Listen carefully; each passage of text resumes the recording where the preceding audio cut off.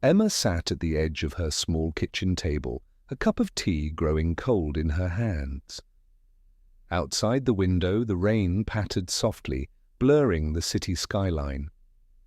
On the table before her lay a worn, yellowed envelope addressed to her in familiar handwriting. It was her father's, but that wasn't possible. He had passed away 5 years ago. She stared at the envelope for what felt like hours. It had arrived that morning, delivered by hand, not through the mail. When she asked the courier who had sent it, the young man shrugged and said, "A gentleman asked me to deliver it to you, ma'am." And then he left. Her fingers trembled as she finally opened it. Inside was a single piece of paper, the handwriting slightly shakier than she remembered, but still unmistakably her father's. "Dear Emma, if you're reading this, it means the time has come for you to know. There's something I've kept from you, and I only hope you can forgive me. Go to the old cafe on Birch Street. You'll find the answers there." Her breath caught in her throat. Birch Street was where they used to go for Sunday breakfast when she was a child. The cafe had long since closed, replaced by a convenience store. Curiosity and unease gripped her equally, but she knew she couldn't ignore the letter. By mid-afternoon, the rain had slowed to a drizzle. Emma slipped on her coat, grabbed the letter, and headed out. The convenience store on Birch Street was quiet, the kind of place that sold overpriced milk and lottery tickets. Emma stepped inside, her boots squeaking on the linoleum. She wasn't sure what she was looking for, but the cashier, a man in his 60s with kind eyes, seemed to recognize her immediately. "You're Emma, aren't you?" he asked. Startled, she nodded. "Yes. How do you know me?" The man smiled gently. "Your father used to come here? He left something for you a long time ago, told me to give it to you if you ever came looking."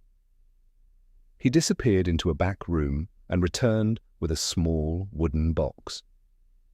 Emma's heart raced as she took it. It was light, no bigger than a shoebox. "What is this?" The man shrugged. "He said it was important. That's all I know." Back at home, Emma placed the box on her table, staring at it like it might explode. With a deep breath, she opened it. Inside was a stack of photographs and an old, leather-bound journal. The photographs were of her father as a young man, smiling with a woman Emma didn't recognize. She had dark hair and a bright smile, and in every photo she was holding a baby. Emma's chest tightened as she flipped through the pictures. The woman appeared again and again, sometimes with her father, sometimes alone with the baby. The journal was next. Its pages were filled with her father's thoughts, written like a confession. "I met her before I met your mother," one entry read. "Her name was Isabel, and she gave me a son. I wanted to tell you, but I didn't know how. I didn't want to disrupt the life we built, but you have a brother, Emma. His name is Daniel." Emma leaned back, the words blurring as tears filled her eyes. A brother? All her life, she had believed she was her father's only child. Her hands shook as she turned to the last page of the journal, where her father had written an address. The next day, she stood outside a modest house in the suburbs, her heart hammering in her chest. What would she say? How would she even begin to explain? She clutched the journal tightly as she rang the doorbell. A man in his late 30s answered. He had the same dark hair, the same kind eyes she remembered in her father. "Daniel?" she asked, her voice barely above a whisper. The man frowned slightly but nodded. "Yes? Can I help you?" She swallowed hard. I think we need to talk."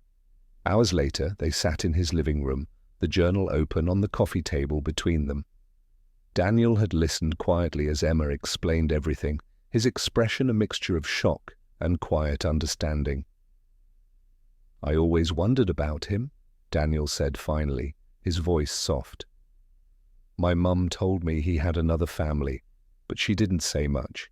She said he loved me, but—" He trailed off, his eyes distant. Emma reached out and placed a hand on his. "He did love you, I'm sure of it. And I think he wanted us to find each other."